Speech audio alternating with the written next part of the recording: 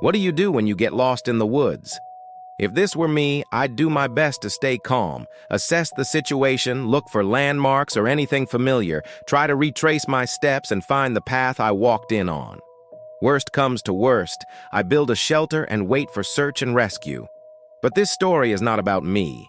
This is about a man who did something completely opposite. He did something so horrific, so disturbing it's kept me up at night ever since I heard about it. And that's saying something because I have a 2-year-old. This happened back in 2013 in the small town of Claude in the U.S. state of Missouri. Claude sits around 3 hours northeast of Kansas City, near the town of Houston. In 2013, a man named Gary, along with his wife and 2 kids, decided to move from Texas to Missouri. They packed up their belongings and set off on what they thought would be a great adventure. However, by the time they got there, they realized that the house was not exactly as advertised. It was pretty much a fixer-upper. The family spent a few days there during the summer of 2013, trying to clean up the debris-filled yard, fix some of the walls, and generally make the place habitable. But it was far from perfect when they left again after a few days. Little did they know it would be the last time they'd ever set foot in that house. A week later, on June 24, 2013, Gary called his sister and told her that he, his wife, and his 2 young kids had decided to return to Houston. Gary said that they wanted to give the house a proper cleaning, but Gary didn't show up. His sister waited for him to call her back. She never did. On June 26, 2013, 9 days after Gary called his sister, he was reported missing. No one knew where he was or why he hadn't been in contact with his family for so long. Police went to his home to check on him, but no one was there.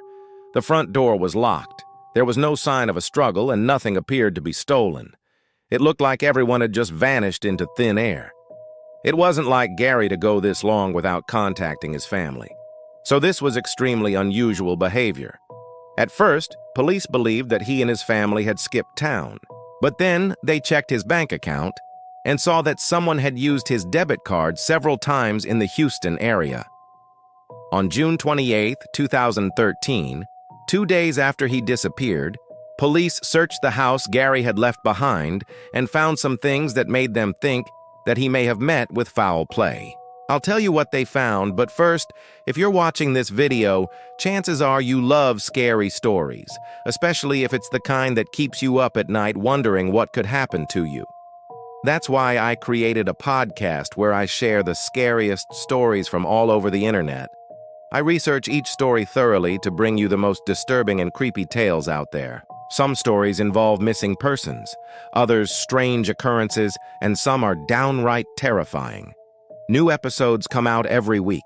Listen now and subscribe to get more information. Police found blood on the floor of the living room and the master bedroom.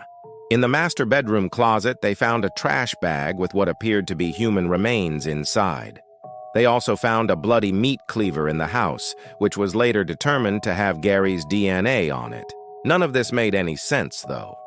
Why would anyone kill Gary, his wife, and 2 children? Who would do such a thing? And where are their bodies?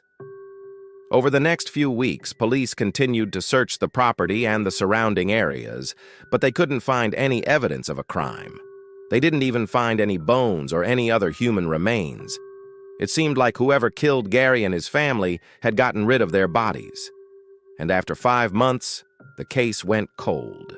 Then, in January of 2014, almost 7 months after Gary and his family went missing, hunters in the area discovered some human remains. They were located in a shallow grave around 50 yards from Gary's house. The remains were sent to the medical examiner's office, and they were identified as belonging to little 9-year-old Olivia Gant. However, the rest of the body parts found belonged to an unknown person. Where the rest of the Gant family was still a mystery. For a while, the killer remained at large. Then, in February of 2014, a man named Timothy McGrail confessed to killing Gary and his family to police. Why did he do it? He said that he dragged the bodies into the house and put them in the bathtub, then covered them with a tarp. Over the next couple of days, he dismembered the family with a meat cleaver, put them in plastic bags, and buried them around the house. So he said. When police searched the property, they found some of McGrail's DNA under the tarp that he had used to cover the bathtub. However, they never recovered any of the victims' remains on the property. Their remains were never found. McGrail was convicted of 4 counts of first-degree murder and 3 counts of armed criminal action. He was sentenced to 4 life sentences without the possibility of parole. In 2017, McGrail took his case to the Missouri Court of Appeals, Western District. He argued that the trial court erred when it allowed the prosecution to introduce evidence that he had threatened another person in the same criminal episode. In the appeal, he claimed that the evidence presented at trial showed only that he had intended to harm Gary. He denied harming anyone else. However, the court ruled that the evidence was admissible because it showed his intent. So his conviction stood. But how does this case keep me up at night? Well, first of all, it's just so horrifically evil that someone would not only plan this out in their mind, but actually execute it. I can't imagine what possessed McGrail to take the life of an entire family, let alone 2 children. Also, I can't imagine how the police and investigators were able to piece together exactly what happened here. There was so much missing: the bodies, any kind of motive, witnesses, surveillance footage, and they were still able to solve this case. It gives me the willies thinking about it. The final thing that really freaks me out about this case is the fact that the remains of the victims were never found, except for a few bones that were found years later. What happened to the rest of them?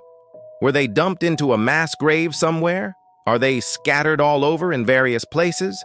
Are animals still digging them up and leaving bones around the neighborhood? Who knows?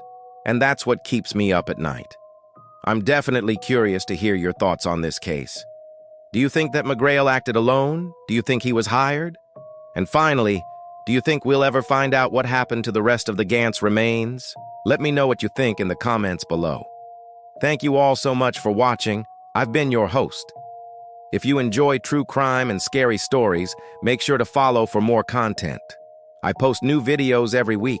You can also find more of my content on a streaming service. Until next time, stay safe.